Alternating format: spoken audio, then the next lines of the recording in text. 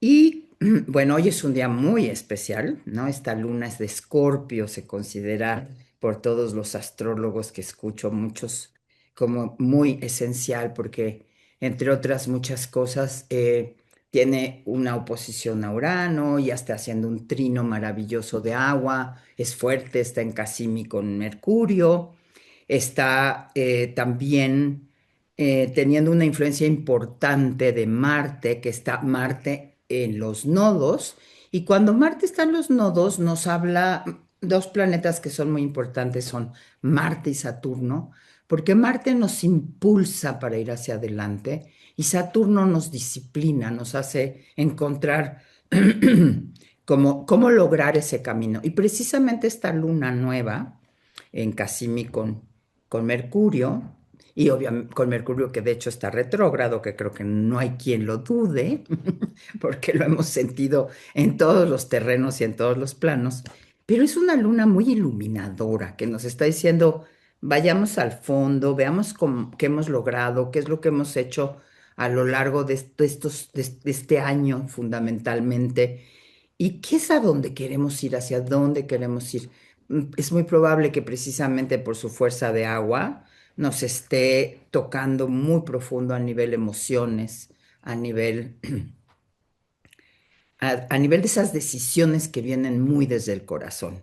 Entonces, por ahí les recomiendo que oigan a alguno de los astrólogos que ahonda más en esto, pero me inspiró mucho hablar desde el concepto filosófico que hemos estado empezando a tocar un poquitito. ¿Qué es este concepto de Maya? Sí, Maya es este concepto que podríamos describir como la ilusión que encubre a nuestra propia naturaleza.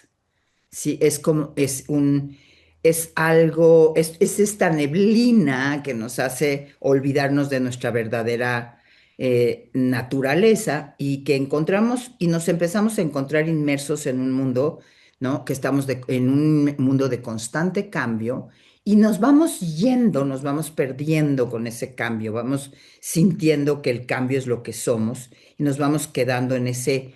Me pareció algo que era interesante. Hoy hablamos mucho de algoritmo, ¿no? Hablamos de los algoritmos de las páginas y yo creo que todo mundo tiene la experiencia de que si empieza a buscar algo, después te aparecen 20,000 cosas sobre ese mismo tema que estuviste indagando, ¿no? Pero si lo vemos desde nuestra propia mente, es que nosotros también vivimos en un algoritmo. O sea, vivimos en ese algoritmo de cómo hemos escogido mirar a la vida, nos vamos limitando por esas teorías y esos conceptos y esas visiones, ¿no? Y pensamos que eso es el mundo y quizás por eso estamos en un momento que hay tanta confrontación, ¿no? Porque podemos tener algoritmos muy diferentes a la otra persona con la que dialogamos, con la que convivimos. Y estamos convencidísimos desde este concepto de Maya que este algoritmo mío es el verdadero y el otro está viviendo absolutamente en el error, ¿no? Y entonces este concepto de Maya me lleva a su vez a pensar en esta visión siempre mencionada en las cosmovisiones yógicas de la iluminación. Y cuando pensamos en iluminación, pues tenemos una serie de imágenes en general muy hollywoodenses, ¿no? Como iluminaciones que yo me sienta algo superior, que yo me sienta algo grandioso, ¿no? Y en realidad la iluminación, yo estaba escuchando el otro día a Jack Kornfield, que si no lo han leído o escuchado, se los recomiendo ampliamente. Este es un meditador de años y años y años, al igual que Tara Brach, y él decía, no hay una iluminación, hay muchas. En realidad, esta idea de que voy a llegar a un estado de iluminación y ya es una culminación.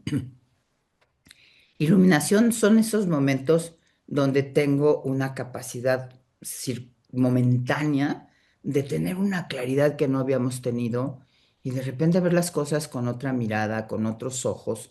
Ese momento iluminatorio tiene una validez, pero a veces la iluminación también puede ser cuando nos sentimos más seguros de tomar decisiones y nos sentimos en cierta manera guiados por una fuerza que está adentro de nosotros y que es más fuerte que nosotros y que nos va llevando en una dirección que a veces cuando llegamos a ese lugar, hasta nosotros mismos decimos, ¿cómo llegué aquí, no? ¿Cómo llegué a este lugar si cuando emprendí el camino no lo tenía tan claro? También inspirada mucho en esta plática de Jack Kornfield, hablaba de que también son los momentos de silencio, esos momentos a veces en que quedas en un auténtico silencio y ese auténtico silencio te dice, te deja como tocar ese núcleo luminoso que existe dentro de ti, ¿no?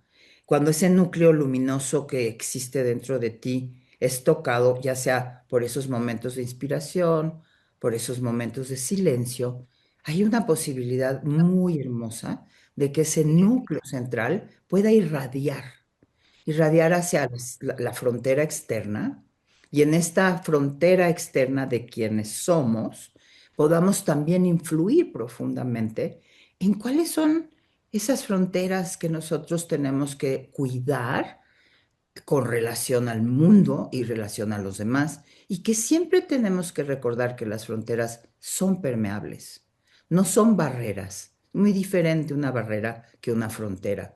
Si la frontera podríamos a veces verla como las persianas que a veces queremos cerrar más y otras veces queremos abrir más, pero siempre va a haber interacción, ¿no? Entre lo de afuera y lo de adentro, pero la medida en que más cultive yo esa luminosidad interna, yo también voy a tener más, eh, más refinamiento de cuándo debo cerrarme un poco más, cuándo debo abrirme un poquito más.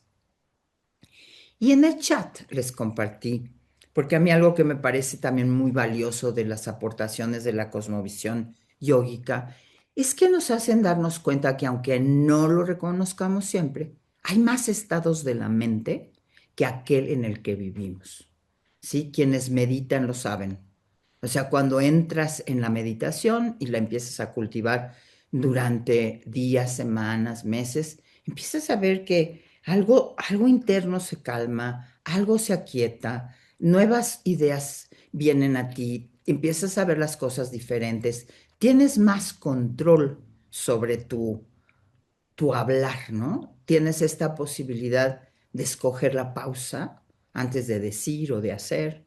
Entonces, esta idea de no solo tengo esta mente, tengo una mente más sutil que puede convertirse incluso en una mente más luminosa, ¿no? La palabra Buda, ¿no? La palabra Buddhi, ¿no? Que se maneja en la filosofía de Patanjali, no se refiere a una persona con un nombre de Buda, sino se refiere a un estado. El estado Buddhi, precisamente, es un estado luminoso, es cuando podemos ver. Pero la riqueza que también nos aporta con estos términos tan enriquecidos que son los términos de la filosofía yógica, nos da como una panorámica para que podamos identificar a nuestra mente, ¿no? Y aquí les puse por ahí en el chat, ¿no? Que tenemos la primera que se llama Kshipta. Sí, Kshipta, con K al principio, Kshipta, es la típica mente que se conoce como la mente de mono. Me encanta el paralelo, porque yo creo que no hay quien no nos sintamos a ratos en esa mente de mono, ¿no? Pum, pum, pum, pum, saltando de un árbol al otro, de una idea a otra, de una información a otra. Después nos habla, que me encanta la comparación de la palabra muda, muda, de la mente de burro. Me encanta la comparación, ¿no? Es esa mente que es torpe, y que a su vez solamente se deja guiar por la inercia, ¿no? Volviendo a esta idea del algoritmo, es cuando me quedo atrapado en una serie de acciones cotidianas que no modifico para nada, que siempre son las mismas, que se van reduciendo cada vez más, ¿no? Y que me voy haciendo como más chiquitito, ¿no? No es mi mundo. Pero nos empieza a decir que evolutivamente, después vamos a darnos cuenta que también está Vikshipta, Y Vikshipta, a pesar de que ya nos habla de una mente dispersa, porque siempre va a haber como un proceso ascendente, evolutivo en los conceptos, es dispersa, tiene, o sea, alterna entre direcciones, ¿no? Pero ya empieza a tener como el sabor de que hay una necesidad de una dirección, a diferencia de los otros dos. Y llegamos ya precisamente a una que ya se ve como más dignificada, que es Ekagra, que es la mente de grulla. Y le llama de grulla precisamente porque la grulla como que se para en una patita y entonces ahí en ese momento hay un acto de plena atención. No necesariamente puede quedarse en una patita todo el tiempo, por eso no es como que ya te quedaste ahí. Y es ya cuando empiezo a tener una concentración unidireccional. Y finalmente, o sea, nos habla precisamente de que Niruda ya es cuando ya yo puedo decir, dirijo, concentro energía, empiezo a percibir el silencio, empiezo a percibir la estabilidad. No que se va a quedar para siempre, porque no pretendemos, vamos a ir navegando en estas mentes, pero a lo mejor cada vez vamos dejando un poquito más de lado, especialmente a las primeras dos, ¿no? A las primeras dos mentes que son muy nebulosas, son como muy maya, precisamente, ¿no? Residen mucho en maya. Entonces, nos damos cuenta que una mente dirigida percibe el silencio. Creo que ese es uno de los elementos más poderosos de de este momento luminoso de la mente y tiene el poder de dominar, controlar, dirigir las distracciones, ¿no? Entonces, si alguien recuerda el primer sutra que nos explica qué es yoga, o sea, que es en realidad el segundo sutra, nos dice yoga chitta vritti nirodha, ¿sí? Ahí tienes ya esta palabra, yoga chitta vritti nirodha. Te dice yoga, precisamente yoga, es cuando puedes darte cuenta de estos saltos mentales que hay constantes, de estos brittis. Sí, la palabra britti se traduce también como tu trabajo, tus oficios. O sea, tu britti es tu oficio. Pero bueno, aquí se refiere mucho a estos miles de oficios que tiene la mente. Y se ha discutido a lo largo de la tradición yógica muchas veces qué es Nirodha. ¿Sí? Obviamente en momentos más dominantes de la historia se decía, es el control de la mente. Pero ya sabemos que no podemos controlar la mente. ¿O alguien ya lo logró? Es buen momento que me lo comparta, por favor. ¿Sí? Entonces no la podemos controlar. O sea, vemos mucho en los primeros, las traducciones como de maestros más dogmáticos, más rigurosos, de que no es cuando yoga es aquello que sucede cuando controlas los vrittis de tu mente, ¿no? Y control no es dirección, encauzamiento, ¿no? Es como ir llevando más y más, pero por medio de estrategias, ¿no? No por una imposición, sino por la estrategia de qué prácticas empiezo a realizar y vuelvo a llevarlos a este concepto, ¿qué prácticas realizo para salirme del algoritmo de mi mente? ¿Sí? ¿Y cómo reconocer cuál es el algoritmo de tu mente? ¿En qué piensas todo el tiempo? O sea, ¿qué es aquello que todo el tiempo te da vueltas y vueltas y vueltas, ¿no?